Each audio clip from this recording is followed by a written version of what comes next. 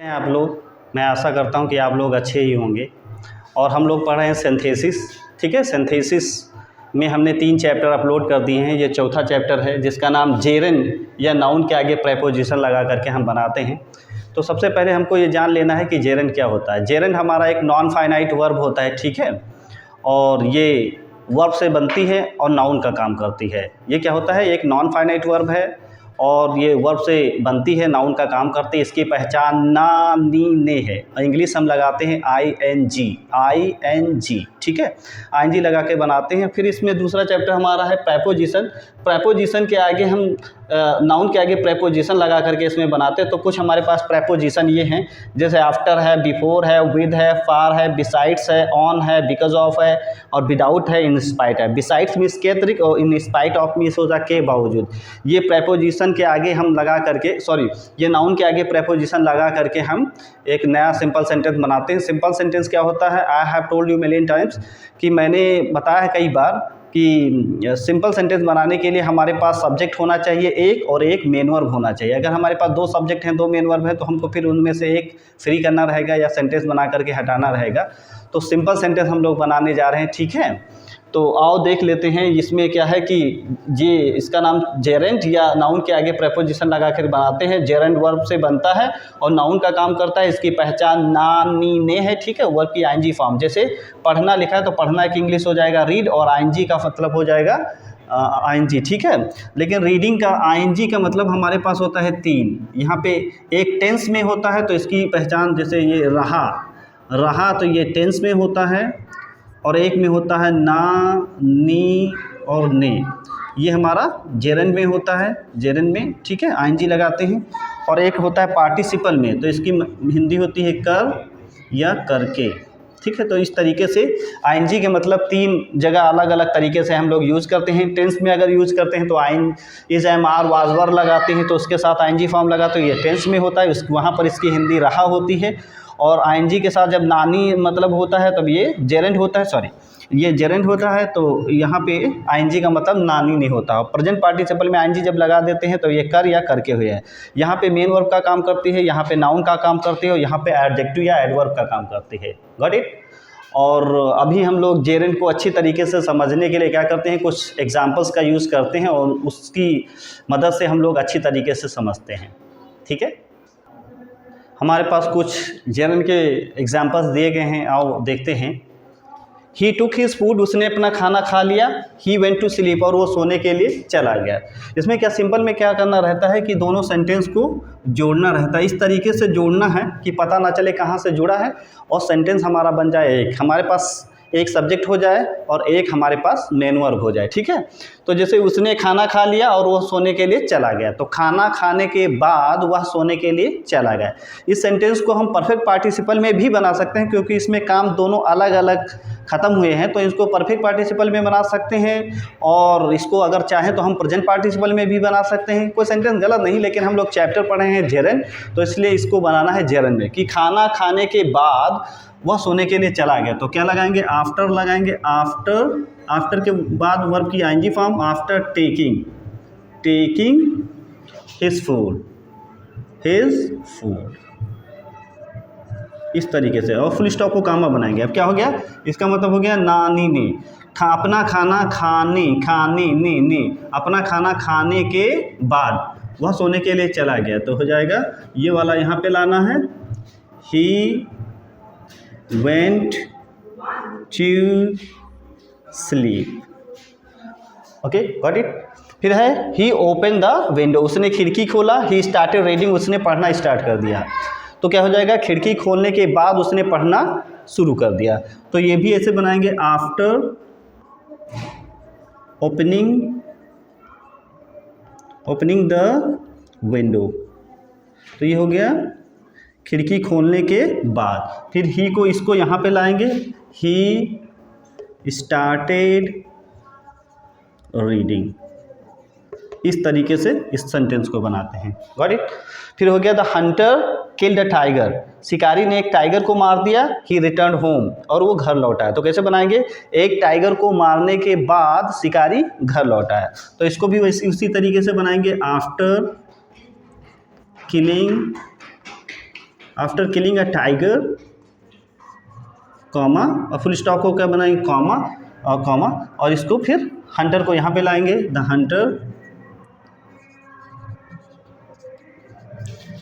Return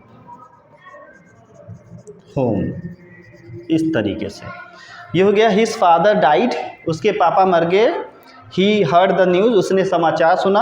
ही fainted, वो बेहोश हो गया। जो 3 सेंटेंसेस दी होते हैं उसको हमेशा ऑन से बनाते हैं जेरन में, ठीक है।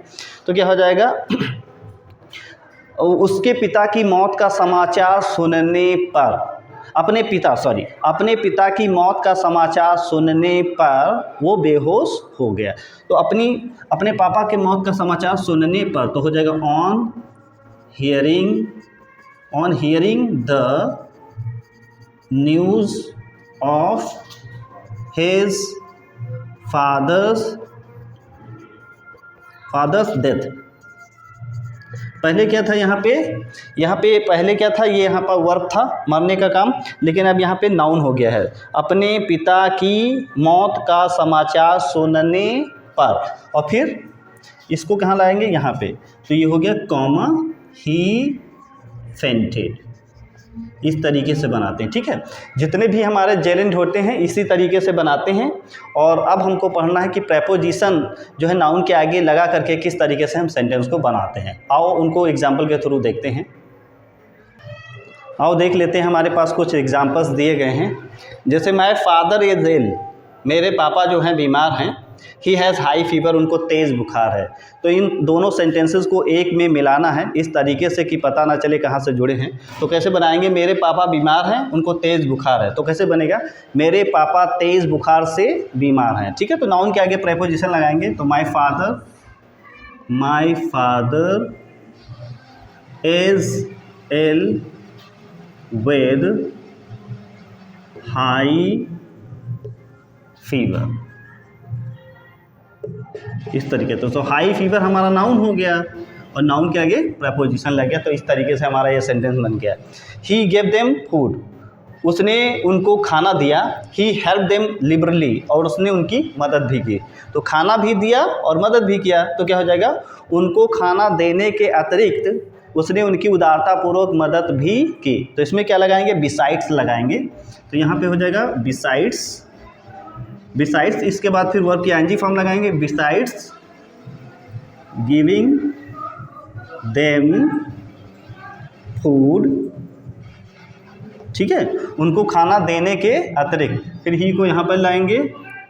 ही हेल्प्ड देम लिबरली, इस तरीके से उनको खाना देने के अतिरिक्त उसने उनकी उदारतापूर्वक मदद भी की। आई बॉट अ वॉच, मैंने एक घड़ी खरीद लिया। I paid 500 rupees for it, मैंने उसके लिए 500 रुपया दिया। तो इस सेंटेंस को किस तरीके से मिलाएंगे कि मैंने एक 500 की घड़ी खरीद लिया, इस तरीके से। आई बॉट अ वॉच, ठीक है, आई बॉट अ वॉच। और फिर क्या लगाएंगे, प्रेपोजिशन फॉर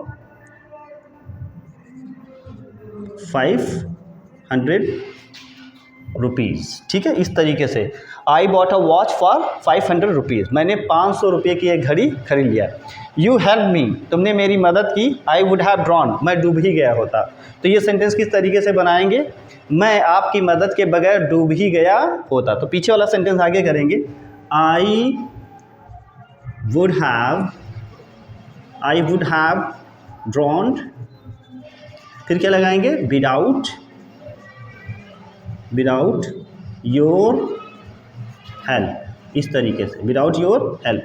तो योर हेल्प, जैसे यहाँ पे पजेसिव केस लगा है, पजेसिव केस हमेशा नाउन के आगे लगता है। तो आपकी मदद के बगैर मैं डूब ही गया होता। ये कुछ एग्जाम्पल्स थे। अभी हम लोग कुछ और एग्जाम्पल देख लेते हैं, ठीक है। और देख लेते हैं, हमारे पास कुछ और एग्जाम्पल्स हैं, इनको देख लेते हैं। जैसे लिखा है, ही बिहेव्ड रूडली विद मी, उसने मेरे साथ बुरा व्यवहार किया। आई वॉज क्वाइट डिस्प्लीज, मैं बिल्कुल नाखुश हो गया, ठीक है। तो क्या हो जाएगा, मैं उसके रूड बिहेवियर से बिल्कुल ही नाखुश हो गया। तो पीछे वाला सेंटेंस आगे करेंगे। I was quite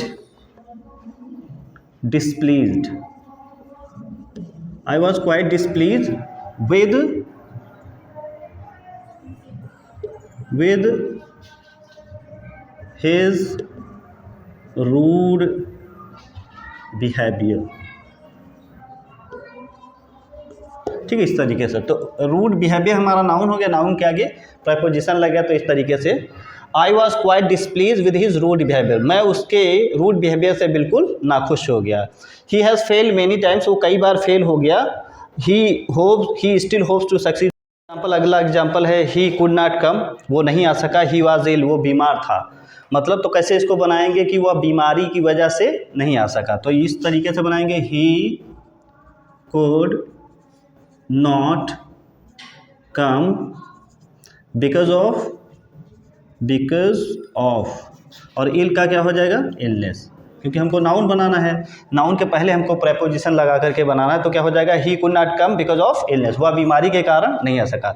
he wrote a book, उसने एक किताब लिखा। The book was on translation, और किताब जो थी हमारी ट्रांसलेशन पर थी।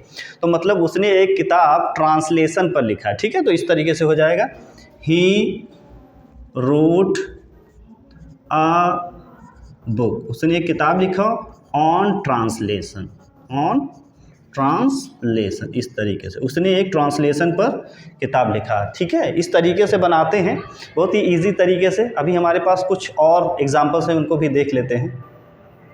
और देख लेते हैं, हमारे पास 2 न्यू एग्जांपल्स हैं, उनको भी देख लेते हैं। जैसे द मून रोज, सूरज निकला। The journey was not ended, यात्रा समाप्त नहीं हुई थी। तो इसको किस तरीके से जोड़ेंगे कि सूरज निकलने से पहले, चंद्रमा निकलने से पहले हमारी यात्रा समाप्त नहीं हुई थी। तो इसको किस तरीके से बनाएंगे, the moon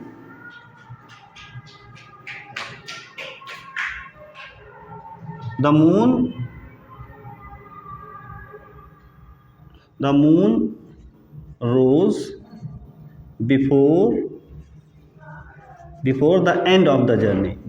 the end of the journey, ठीक है, इस तरीके से।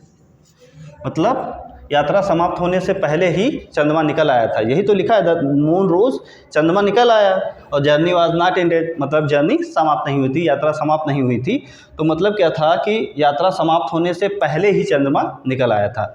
ये सेंटेंस जेरेंट का पैसिव वॉइस है। ही वाज अवार्डेड, उसको इनामित किया गया। और he was given a trophy, और उसे ट्रॉफी दी गई। जब जेरेंट का पैसिव वॉइस बनाते हैं तो बीइंग लगाते हैं प्लस वर्ब की थर्ड फॉर्म लगाते हैं। तो जैसे उसे ट्रॉफी दे करके इनामित किया गया। तो पहले सेंटेंस को उतारेंगे, he was awarded by being, और बीइंग आएगा तो वर्ब की थर्ड फॉर्म आएगी, by being given a trophy. इस तरीके से अगर हमारा सेंटेंस पैसिव वॉइस में है जेरेंट का, तो हम बीइंग लगाएंगे प्लस वर्ब की थर्ड फॉर्म लगाएंगे, मतलब उसे ट्रॉफी दे करके इनामित किया गया है। ठीक है, इस तरीके से हमारा जेरेंट चैप्टर जो है वो समाप्त हो गया है। अगर आपको हमारे वीडियोज़ अच्छे लगते हैं तो इसको प्लीज़ लाइक करें, शेयर करें, और मेरे चैनल को सब्सक्राइब करें। ये आप ही लोगों के लिए बनाया जा रहा है। ठीक है, अगर आप कमेंट करके ज़रूर बताएं, कमेंट ही आप लोगों का हमारे लिए मोटिवेशन का काम करता है। ठीक है, ताकि हम ज़्यादा से ज़्यादा वीडियो डाल सकें। Okay, thank you, see you again.